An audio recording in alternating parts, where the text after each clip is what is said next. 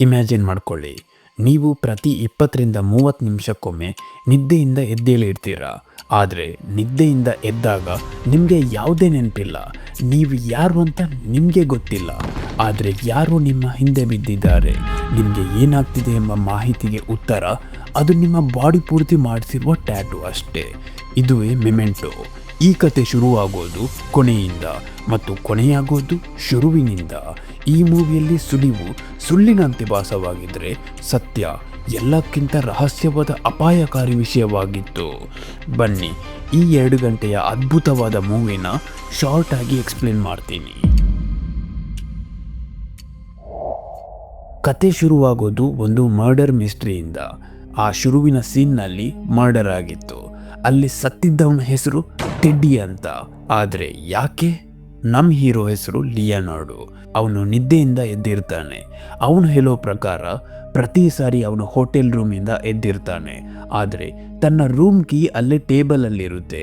ಅದನ್ನು ಮುಟ್ಟೋವಾಗ ಅವನಿಗೆ ಏನೋ ಒಂಥರ ಫಸ್ಟ್ ಟೈಮ್ ಮುಟ್ಟೋ ರೀತಿ ಫೀಲಿಂಗ್. ಆದರೆ ಅಲ್ಲಿ ಅವನು ಎಷ್ಟು ದಿನದಿಂದ ಇದ್ದಾನೆ, ವಾರ ಆಗಿದೆಯೋ ತಿಂಗಳಾಗಿದೆಯೋ ಹೇಳೋದು ತುಂಬಾ ಕಷ್ಟ. ಅವನು ಕಾಯುತ್ತಿದ್ದದ್ದು ತನ್ನ ಹೆಂಡತಿನ ರೇಪ್ ಆ್ಯಂಡ್ ಮರ್ಡರ್ ಮಾಡಿರೋ ಕೊಲೆಗಾರನ ಸರ್ವನಾಶಕ್ಕಾಗಿ. ಸ್ವಲ್ಪ ಬ್ಯಾಕ್ಗ್ರೌಂಡ್ ನೋಡಬೇಕು ಅಂತ ಆದರೆ, ಲಿಯೋನಾರ್ಡೋ ಒಂದಿನ ಮಲ್ಕೊಂಡಿರ್ಬೇಕಾದ್ರೆ ತನ್ನ ಮನೆಗೆ ಯಾರೋ ನುಗ್ಗಿದ್ರು.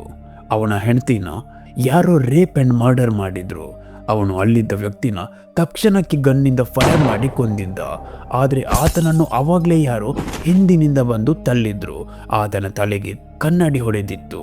ತಕ್ಷಣಕ್ಕೆ ಆತ ಪ್ರಜ್ಞೆ ತಪ್ಪಿ ಬಿದ್ದಿದ್ದ. ಅವನಿಗೆ ಈ ಇನ್ಸಿಡೆಂಟ್ನ ಮುಂಚೆ ಆಗಿರೋ ಎಲ್ಲ ಘಟನೆಗಳು ನೆನಪಿತ್ತು.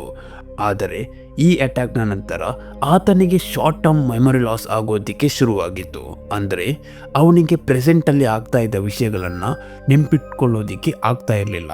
ಕೆಲವೊಮ್ಮೆ ಮ್ಯಾಕ್ಸಿಮಮ್ ಅಂದರೆ 15 ನಿಮಿಷ ಮತ್ತು ತುಂಬಾ ಸ್ಟ್ರೆಸ್ಫುಲ್ ಆಗಿರೋ ಸಿಚುವೇಶನಲ್ಲಿದ್ದರೆ ಇಮಿಡಿಯೇಟಾಗಿ ಮರ್ತೋಗ್ತಾ ಇತ್ತು.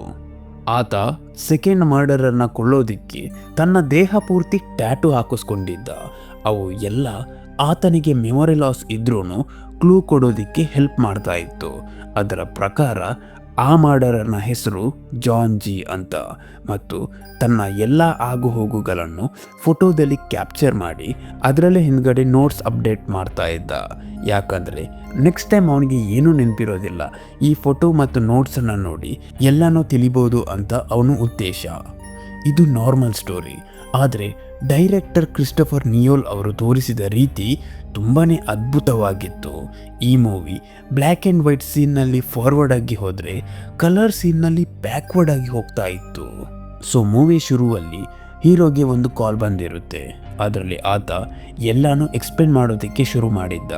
ಸ್ಯಾಮಿ ಜಾಕ್ಸನ್ ಎಂಬ ವ್ಯಕ್ತಿ, ಆತನಿಗೆ ಆಗಿದ್ದ ಅಪಘಾತದಿಂದ ಅವನಿಗೆ ಶಾರ್ಟ್ ಟರ್ಮ್ ಮೆಮೊರಿ ಲಾಸ್ ಆಗಿರುತ್ತೆ.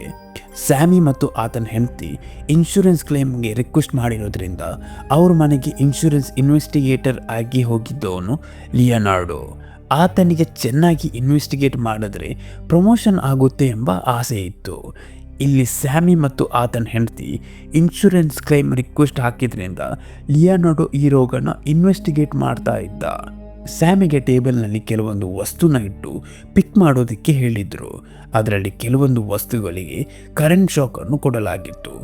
ಸ್ಯಾಮಿ ನಿಜವಾಗಿಯೂ ಈ ರೋಗದಿಂದ ಬಳಲುತ್ತಾ ಇದ್ದಿದ್ದರಿಂದ ಆತ ಆ ಕರೆಂಟ್ ಶಾಕ್ ಇರೋ ವಸ್ತುನೇ ಮುಟ್ತಾ ಇದ್ದ. ಕೊನೆಗೆ ಇದು ಮೆಂಟಲ್ ರೋಗ, ನಮಗೆ ಇನ್ಶೂರೆನ್ಸ್ನಲ್ಲಿ ಕೇವಲ ಫಿಸಿಕಲ್ ರೋಗೋದಕ್ಕೆ ಮಾತ್ರ ಕ್ಲೇಮ್ ಕೊಡೋದಕ್ಕೆ ಸಾಧ್ಯ ಅಂತ ಲಿಯೋನಾರ್ಡೋ ಈ ಕ್ಲೇಮ್ ರಿಕ್ವೆಸ್ಟ್ನ ರಿಜೆಕ್ಟ್ ಮಾಡಿರುತ್ತಾನೆ. ಇದರಿಂದ ಬೇಜಾರಾಗಿದ್ದ ಸ್ಯಾಮಿ ಹೆಂಡತಿ ಲಿಯೋನಾರ್ಡೋನನ್ನು ಬೇಡಿಕೊಂಡಿದ್ಲು. ಆದರೆ ಆತ ಆಗಲ್ಲ ಅಂತ ಹೇಳಿದ್ದ. ಸ್ಯಾಮಿ ಹೆಂಡತಿಗೆ ತುಂಬ ಬೇಜಾರಾಗಿತ್ತು. ಆಕೆಗೆ ಡಯಾಬಿಟಿಸ್ ರೋಗ ಕೂಡ ಇತ್ತು. ಆಕೆಗೆ ಡೈಲಿ ಇನ್ಸುಲಿನ್ ಶಾಟ್ಸ್ ಕೊಡ್ತಾ ಇದ್ದಿದ್ದು ಆಕೆ ಗಂಡನೇ. ಆಕೆ ಇವನ ಮೇಲೇ ಡೌಟ್ ಪಟ್ಟು ಇನ್ಸುಲಿನ್ ಶಾಟ್ಸ್ನ ಕೊಡೋದಕ್ಕೆ ಹೇಳಿದ್ಲು. ತಕ್ಷಣಕ್ಕೆ 2ನೇ ಬಾರಿನೂ ಕೊಡೋದಕ್ಕೆ ಹೇಳುತ್ತಾಳೆ. ಅವಳ ಉದ್ದೇಶ ಆತ ಸರಿಯಾಗಿದ್ದರೆ ನಿರಾಕರಿಸುತ್ತಾನೆ ಅಂತ. ಆದರೆ ಅಲ್ಲಿ ನಿಜವಾಗಿಯೂ ಶಾರ್ಟ್ ಟರ್ಮ್ ಮೆಮೊರಿ ಲಾಸ್ನಿಂದ ಬರಳುತ್ತಾ ಇದ್ದ ಸ್ಯಾಮಿ ಯೋಚನೆನೇ ಮಾಡದೆ 2 ಮತ್ತು 3ನೇ ಬಾರಿನೂ ಶಾರ್ಟ್ಸ್ನ ಕೊಟ್ಟಿದ್ದ. ಆಕೆ ಓವರ್ಡೋಸ್ ಆಗಿ ಸತ್ತಿದ್ಲು. ಇದರಿಂದ ತುಂಬ ಬೇಜಾರಾಗಿರುತ್ತಾನೆ ಲಿಯೋನಾರ್ಡೋ.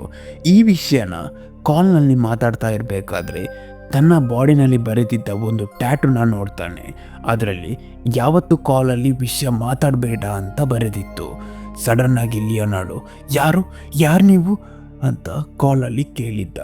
ಕಾಲ್ ತಕ್ಷಣಕ್ಕೆ ಕಟ್ಟಾಗಿತ್ತು. ಆವಾಗಲೇ ಹೋಟೆಲ್ ರೂಮ್ ಡೋರ್ ಕೆಳಗಡೆ ಒಂದು ಪೋಸ್ಟ್ ಬಂದಿತ್ತು. ನೋಡಿದ್ರೆ ಅದರಲ್ಲಿ ಕೆಲವೊಂದು ಫೋಟೋಗ್ರಾಫೀಸ್ ಇತ್ತು. ಲಿಯೋನಾರ್ಡೋ ಖುಷಿಯಾಗಿದ್ದ ಫೋಟೋಸ್ ಅದು. ಅದರಲ್ಲಿ ನನ್ನ ಕಾಲ್ ರಿಸೀವ್ ಮಾಡು ಅಂತ ಬರೆದಿತ್ತು.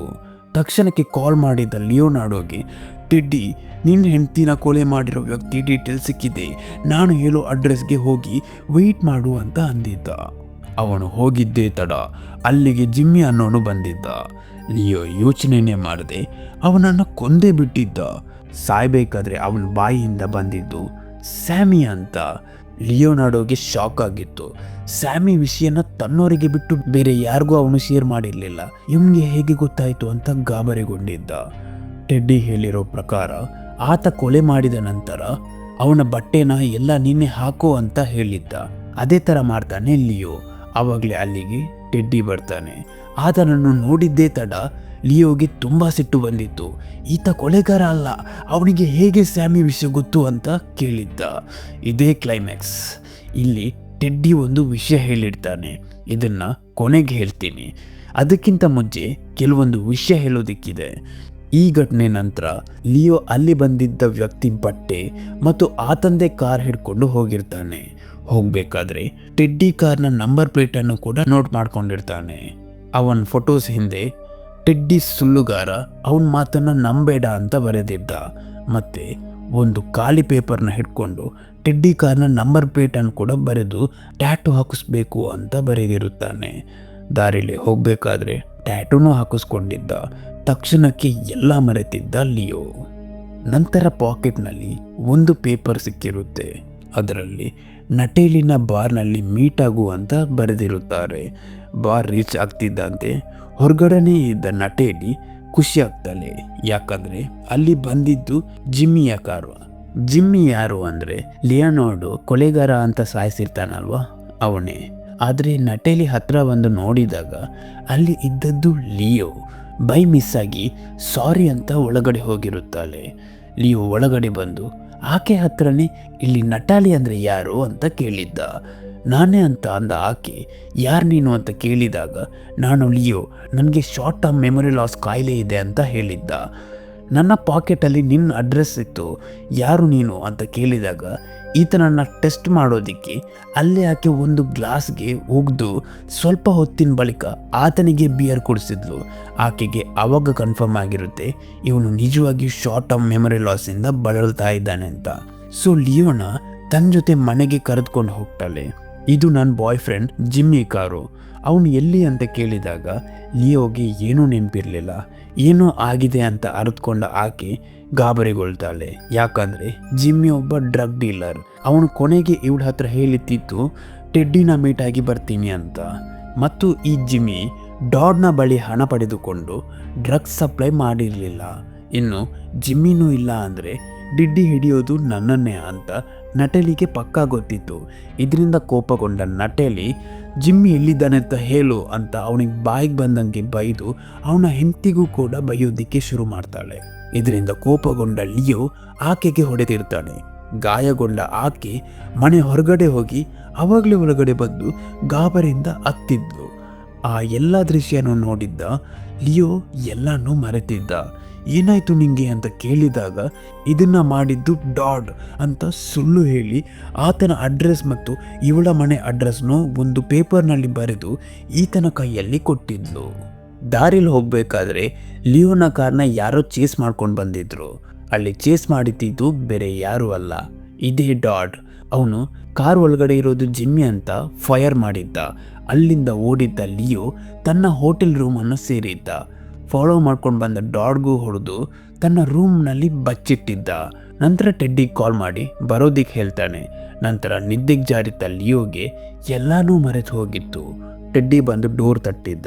ನೋಡಿದ್ರೆ ಅಲ್ಲೊಬ್ಬ ಕಪೋಟ್ ಒಳಗಡೆ ಇದ್ದಾನೆ. ಲಿಯೋಗೆ ಏನೂ ನೆನಪಿರಲಿಲ್ಲ. ಹೆಸರು ಕೇಳಿದ್ರೆ ಡಾಡ್, ನನಗೆ ಹೊಡೆದದ್ದು ನೀನೇ ಅಂತ ಹೇಳ್ತಾ ಇದ್ದ. ಅವನ ಫೋಟೋನು ತೆಗೆದ ಲಿಯೋ. ಅದರಲ್ಲಿ ಡಾಡ್ ಅಂತ ಬರೆದು ತನ್ನಲ್ಲಿ ನಟಲಿ ಕೊಟ್ಟ ಅಡ್ರೆಸ್ ಶೀಟ್ನಿಂದ ಡಾಡ್ ನೇಮ್ ನೋಡಿದ್ದ. ಅದ್ರ ಜೊತೆ ನಟಲಿದು ಅಡ್ರೆಸ್ ಕೂಡ ಇದ್ದುದನ್ನು ನೋಡಿ ಏನೋ ಸಂಬಂಧ ಇದೆ ಅಂತ ಆತ ನಟಲಿ ಹೆಸರು ಕೂಡ ಡಾಡ್ ಫೋಟೋ ಹಿಂದೆ ಬರೆದು ಆಕೆಯ ಮನೆಗೆ ಹೋಗಿ ಯಾರೀ ಡಾಡ್ ಅಂತ ಕೇಳಿರುತ್ತಾನೆ. ಡಾಡ್ಗೂ ನಿನ್ಗೂ ಯಾವ ಸಂಬಂಧನೂ ಇಲ್ಲ, ಆತ ನನಗೆ ಹೊಡೆದಿದ್ದ, ಅದನ್ನು ನೋಡಿ ಕೋಪಗೊಂಡ ನೀನು ಆತನಿಗೆ ಹೊಡೆಯೋದಕ್ಕೆ ಇಲ್ಲಿಂದ ಹೋಗಿದ್ದೆ ಅಂತ ನಟೇಲಿ ಲಿಯೋಗೆ ಹೇಳಿರ್ತಾಳೆ. ಸೊ ಅವತ್ತಿನ ದಿನ ರಾತ್ರಿ ನಟೇಲಿ ಇವನ ಬಾಡಿ ಪೂರ್ತಿ ಮಾಡಿರೋ ಟ್ಯಾಟುನ ನೋಡಿ ಏನೇ ಟ್ಯಾಟು ಅಂತ ಅಂದಾಗ ಎಲ್ಲ ವಿಷಯನೂ ಗೊತ್ತಾಗಿತ್ತು. ಜಾನ್ ಜಿ ಅನ್ನೋನು ತನ್ನ ಹೆಂಡತಿನ ರೇಪ್ ಆ್ಯಂಡ್ ಮರ್ಡರ್ ಮಾಡಿರೋದು, ಆತನ ಗಾಡಿ ನಂಬರ್ ಪ್ಲೇಟ್ ಕೂಡ ತನ್ನ ಕೈಯಲ್ಲಿ ಹಚ್ಚಿ ಹಾಕಿಸ್ಕೊಂಡಿರೋ ಎಲ್ಲ ವಿಷಯನೂ ಆಕೆ ಗೊತ್ತಾಗುತ್ತೆ. ಈತನಿಗೆ ಸಹಾಯ ಮಾಡಬೇಕು ಅಂತ ಗಾಡಿ ನಂಬರ್ ಪ್ಲೇಟ್ ಡೀಟೇಲ್ನಿಂದ ಆ ಓನರ್ ಹೆಸರನ್ನ ಐಡೆಂಟಿಫೈ ಮಾಡಿಸಿ ಲಿಯೋಗೆ ಕೊಟ್ಟಿದ್ಲು ನಟೇಲಿ. ಇಲ್ಲಿ ಟೆಡ್ಡಿನ ನಿಜ ಹೆಸರು ಜಾನ್ ಗ್ಯಾಮೆಲ್ ಆಗಿತ್ತು, ಮಾತ್ರ ಅವನ ಕರೆಯೋದು ಟೆಡ್ಡಿ ಅಂತ. ಇಲ್ಲಿ ನಂಬರ್ ಪ್ಲೇಟ್ ಟ್ಯಾಟೂ ಜೊತೆ ಲಿಂಕ್ ಆಗಿದ್ದು ಟೆಡ್ಡಿ ಹೆಸರು. ಅದು ಹೇಗೆ ಅಂತ ಕ್ಲೈಮ್ಯಾಕ್ಸ್ ಅಲ್ಲಿ ಗೊತ್ತಾಗುತ್ತೆ. ಸೊ ಕ್ಲೈಮ್ಯಾಕ್ಸ್ ಸೀನ್ನ ಪ್ರಕಾರ ಟೆಡ್ಡಿ ಲಿಯೋಗೆ ನಿಜವಾದ ವಿಷಯನ ಹೇಳಿದ್ದ. ಆತ ಕೊಂದ ವ್ಯಕ್ತಿ ನಿಜವಾದ ಜಾನ್ ಜಿ ಆಗಿರಲಿಲ್ಲ. ಟೆಡ್ಡಿ ಲಿಯೋಗೆ ಜಾನ್ ಜಿನ 1 ವರ್ಷದ ಮುಂಚೆನೇ ತೋರಿಸಿದ್ದ ಮತ್ತು ಅದನ್ನು ಪ್ರೂವ್ ಮಾಡೋದಕ್ಕೆ ಟೆಡ್ಡಿ ಹತ್ರ ಫೋಟೋಸ್ ಕೂಡ ಇತ್ತು. ಅದರಲ್ಲಿ ಲಿಯೋ ಸೇಡಿನ ಪ್ರತೀಕಾರದ ನಂತರ ನಗ್ತಾ ಇದ್ದ. ಅಂದರೆ ವರ್ಷದ ಮುಂಚೆನೇ ಸೇಮ್ ಬಿಲ್ಡಿಂಗ್ನಲ್ಲಿ ನಿಜವಾದ ಜಾನ್ ಜಿ ಅಂದರೆ ಲಿಯೋನ ಹೆಂಡತಿನ ಕೊಂದವನನ್ನು ಲಿಯೋ ಟೆಡ್ಡಿನ ಹೆಲ್ಪ್ ಪಡೆದುಕೊಂಡು ಕೊಂದಿದ್ದ. ನಿನಗೆ ಯಾವುದೂ ನೆನಪಿಲ್ಲ, ಯಾಕಂದರೆ ನಿನ್ನ ಮೆಮೊರಿ ಲಾಸ್ ಕಂಡೀಷನ್ನಿಂದ ನಿನ್ನ ಬ್ರೈನ್ ಎಲ್ಲನೂ ಅಳಸಾಗ್ತಾ ಇದೆ. ಅದರಿಂದ ಇಲ್ಲಿ ನಿಜವಾದ ಅಪರಾಧಿ ಸತ್ತಿದ್ರು ನೀನು ಅವನನ್ನು ಮತ್ತೆ ಕೊಲ್ಲೋದಕ್ಕೆ ಕಾಯ್ತಾ ಇದ್ದೀಯ. ಟೆಡ್ಡಿ ನಂತರ ಹೇಳ್ತಾನೆ, ಇದನ್ನೇ ನಾನು ಯೂಸ್ ಮಾಡಿಕೊಂಡೆ. ನಿನಗಿದ್ದ ಈ ಕಾಯಿಲೆಯಿಂದ ನೀನು ಎಲ್ಲನೂ ಮರ್ತೋಗ್ತಾ ಇದ್ದೆ. ಸೊ ನಾನು ಇಲ್ಲಿ ಕ್ರಿಮಿನಲ್ಸ್ಗಳನ್ನು ಕೊಲ್ಲೋದಕ್ಕೆ ನಿನ್ನ ಸಹಾಯ ಪಡ್ಕೊಳ್ತಾ ಇದ್ದೆ. ಅಂದರೆ ಸಮಾಜಕ್ಕೆ ಹಾಳು ಮಾಡ್ತಾ ಇರೋ ವ್ಯಕ್ತಿಗಳನ್ನು ನಿನ್ನ ಶತ್ರು ಅಂತ ತೋರಿಸ್ತಾ ಇದ್ದೆ. ನಾನು ಈ ತರಹ ಮಾಡಿದ್ರು ನಿನ್ನ ಒಳ್ಳೆಯದಕ್ಕೆ, ಯಾಕಂದರೆ ನಿನಗೆ ಈ ವಿಷಯ ಕಾಡ್ತಾನೆ ಇತ್ತು. ನಿನ್ನ ಹೆಂಡತಿನ ಕೊಂದವ್ರನ್ನ ಇನ್ನೂ ಇದ್ದಾರೆ ಅಂತ ಹುಡುಕ್ತಾನೆ ಇದ್ದೆ.